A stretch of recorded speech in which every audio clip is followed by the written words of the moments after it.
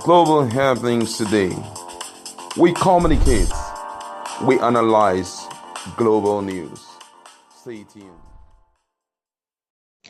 Hello, beautiful people. Welcome to Global Happiness today. One governor that have decided that he's going to take this whole issue of cleansing the land, both security-wise and keeping the environment clean, regardless of whose air is being gone, and also stepping on toes where necessary, is Professor Charles Soludo, as he has decided not just to meet with stakeholders over the issue of insecurity and clean up some squatter areas, but he has also decided to evacuate even places that we call Hausa quarters over so many things. In a moment, you're going to find out what he intends to do. A lot of people have been talking about it. Some have been reacting positively, others have been reacting negatively. But in all, Anambra seem to be heading towards greatness.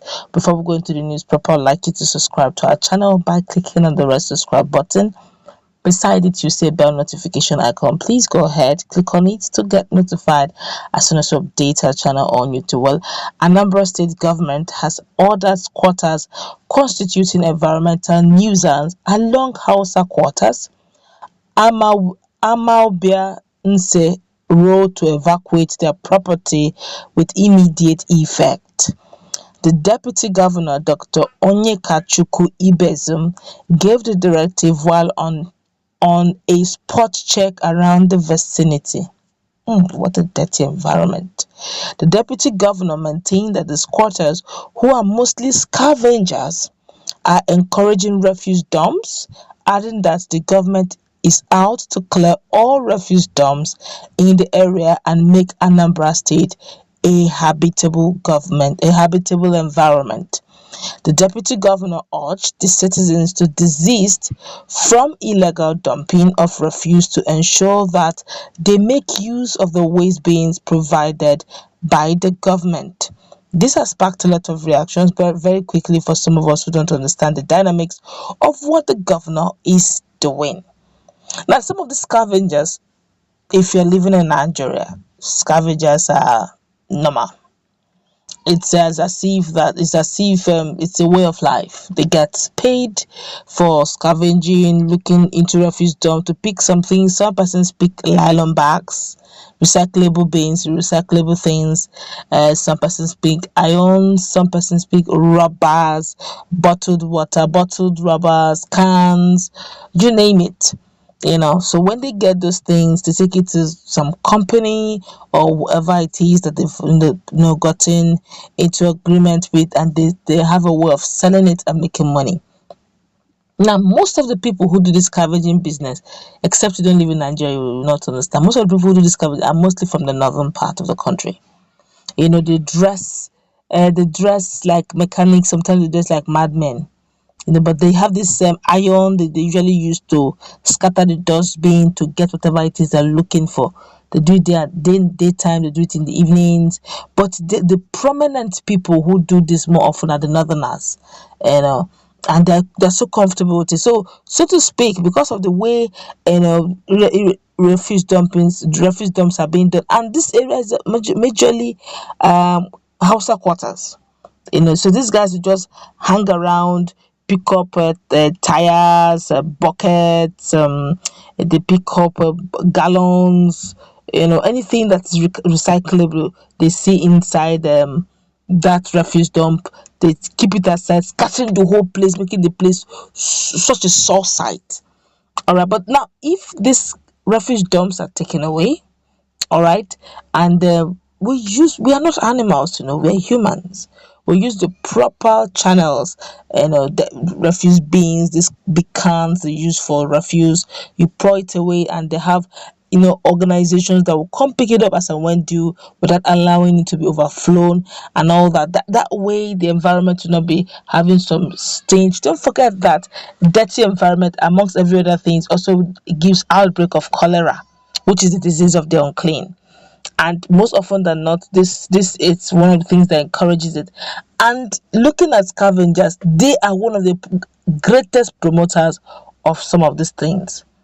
And now, see, a lot of people are already telling Governor Soludo to calm down. He's fighting on all sides. One, there's UGM to contend with. Then there's these guys who are always, coming out to burn down government infrastructure. Then we have the touts.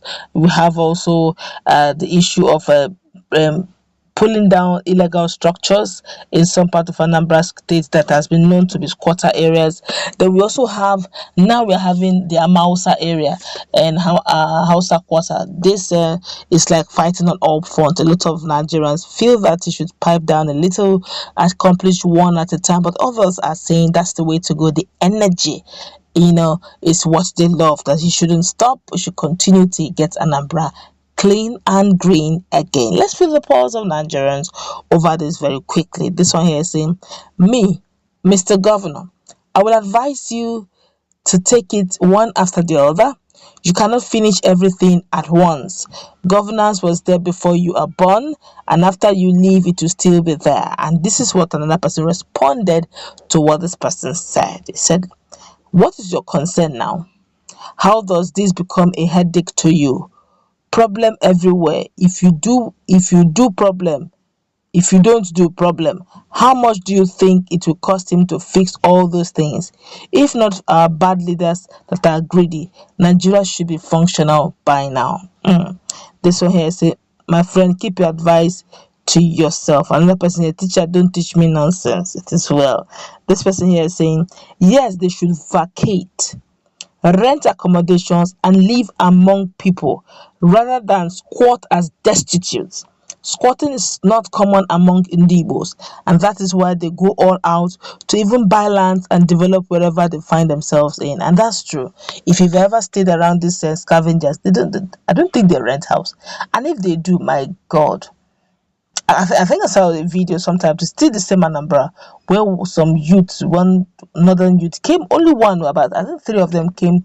Insisted they wanted to get a space, and the woman gave them the space. Before who goes there, about 30 youth were now squatting in one room. And the youth leader in that community in Anambra State, raised alarm saying that this does not augur well. That if about 30 youths in one room, how do they sleep? How do they manage? And how come 30 youths entered, nobody noticed it? Where are their bags? They just go with Ghana must go.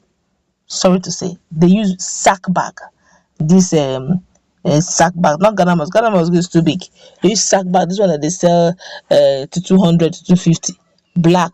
They just carry it as if when they go out like that, they carry that as they're going like that, they're going with all their load. As they come back, they come to their load. They don't, just like their Fulani counterpart, those ones that stay in the bush, they usually don't have much, so that whenever they want to migrate out, like it's just straw and hot, they don't have anything to lose. So such people, usually people will always say they have nothing to lose. So when they cause problem, when there's problem, they can actually create a lot of chaos and leave you to lick your wounds, and they themselves have nothing to lose. So most often than not, I keep looking at people who keep calling out Ndibos, who build houses and edifices in people's land. Clearly shows that they have the intention to stay. Let's meet in our comment section. What's your take on this? Do have a nice time.